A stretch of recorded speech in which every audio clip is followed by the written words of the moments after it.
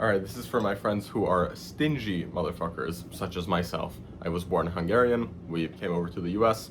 Obviously, the money, the cost of living and the, like, currencies don't translate very well. $1 is like 300 or 400 Hungarian forints, so we had to be a little bit stingy, my family and I, when we first moved here. But now things are starting to, like, level out, we're starting to, like, do better and better, and therefore it's time to stop breaking the habit of being stingy. So if you're like purely fucking living off of $2 a month, sure, but this is for most people. I think like you're in a good enough place for this to be applicable. And what am I talking about? It's about buying the small things, the little small ingredients that are cheap but that makes such a big difference. For me, the specific story here was basil.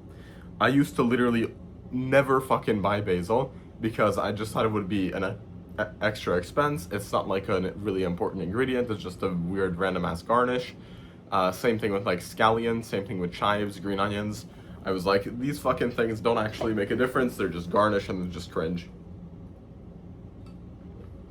And lo and behold, my food was not as good as it could have been.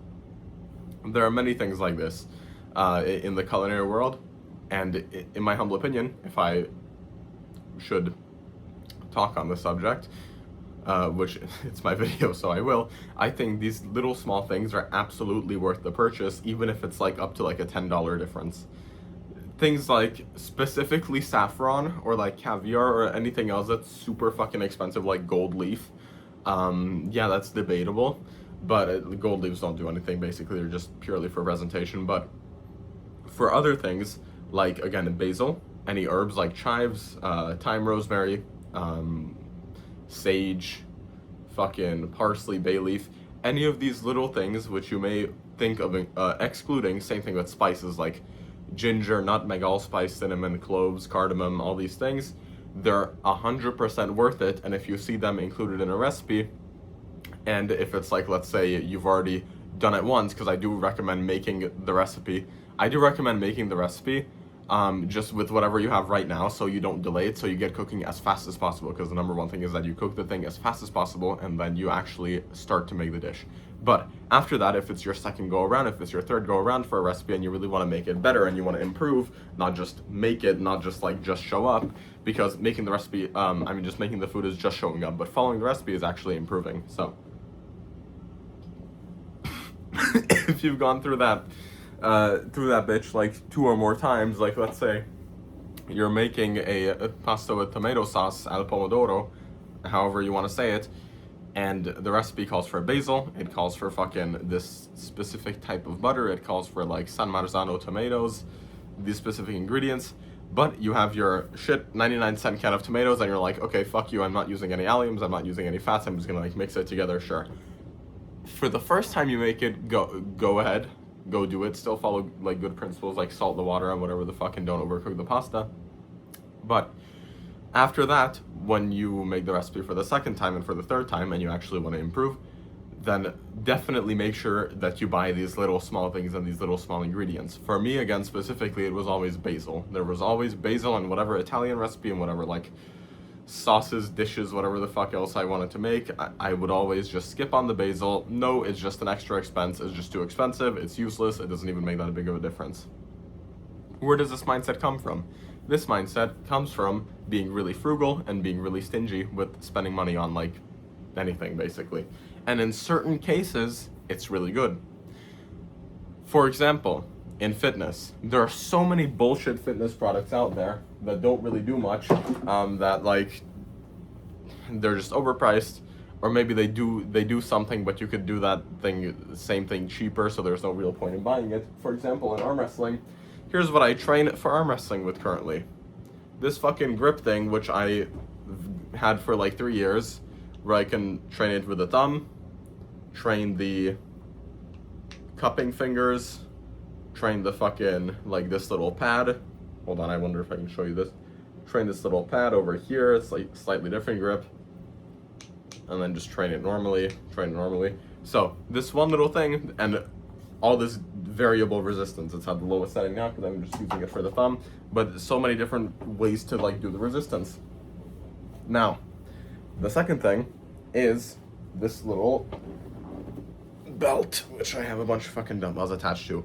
Basically, take a martial arts belt and then you just tie it around whatever, and then you're good. Super minimalist setup, and it gets the job done, and I don't need to buy all these like weird bullshit like handles or like different trainers for $100. So in something like this, absolutely, it's not worth it to buy the little things, because little things are really expensive and they don't make that big of a difference, and you can do it minimally. In like fashion, same thing. If you don't have like that much money right now, you can like you don't have to buy all the fucking accessories out there. You don't have to buy all the what's it called, all like the newest Louis Vuitton whatever clothes, and you can be just fine, because the clothes will do their job of like insulating you, whatever. They may be less fashionable, but sure, like you'll survive without them. So let me just fucking try to put this down. It's very heavy, especially for the riser grip. But transferring this into cooking, you would think that the little things, just like they don't matter here that much, 80-20 rule, all that, you would think that the little things don't matter in cooking. For one reason or another, I don't know why this is the case, but it is the case. They absolutely do.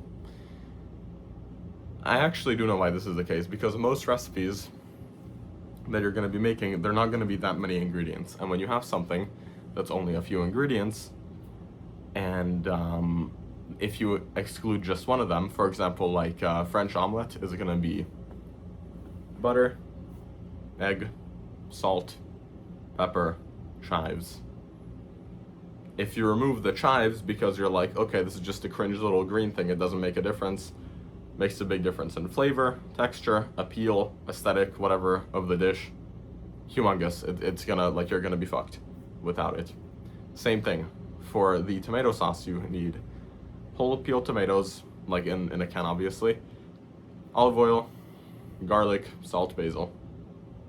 If you remove the basil, that's like 20% of it, again, 20% of the ingredients that you're just fucking throwing out the window for no reason.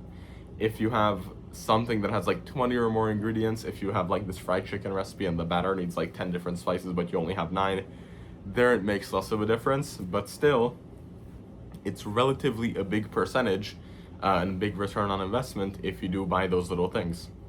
Just like mathematically, and even not mathematically, just anecdotally, try it out next time.